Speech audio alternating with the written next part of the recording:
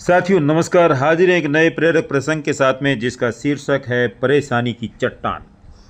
एक किसान था। उसके खेत में एक पत्थर का एक हिस्सा जमीन से ऊपर निकला हुआ था, जिससे ठोकर खाकर वह कई बार गिर चुका था और कितनी बार उससे टकराकर खेती के औजार भी नष्ट हो चुके थे। रोजाना की तरह आज भी वह सुबह सुबह खेती करने पहुंचा और इस बार भी वही हुआ। किसान का हल पत्थर से टकराकर टूट गया।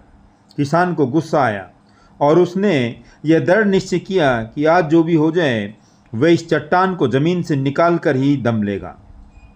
वह तुरंत अपने गांव में गया और वहां से 4-5 लोगों को बुला करके लाया और सभी को लेकर के वह उस पत्थर के पास पहुंचा और बोला, यह देखो, जमीन से निकले चट्टान के इस हिस्से ने मेरा बहुत नुकसान किया है और आज हम सभी को मिलकर इसे उखाड़कर खेत से बाहर फेंकना होगा। ऐसा कहते ही वह फावड़े से पत्थर के किनारे वार करने लगा। पर यह क्या, अभी उसने 1-2 बार ही मारा था कि पूरा का पूरा पत्थर जमीन से बाहर निकल आया।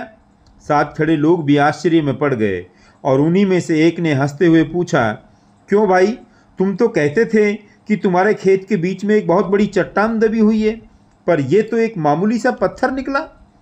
किसान को भी आश्चर्य हुआ। सालों से जिसे वह एक भारी भरकम चट्टान समझ रहा था, दरअसल वह एक छोटा सा पत्थर था। उसे पछतावा हुआ कि काश उसने पहले ही इसे निकालने का प्रयास किया होता, तो न तो उसे इतना नुकसान उठाना पड़ता और न ही दोस्तों के बीच में उसकी मजाक हंसी उड़ती। साथियों, इस प्रेरक प्रसंग से हमें यही शिक्षा मिलती है कि हम भी कई बार अपनी ज़िंदगी में आने वाली छोटी छोटी समस्याओं को बहुत बड़ा समझ लेते हैं और उनसे निपटने की बजाय जीवन भर तकलीफ उठाते रहते हैं।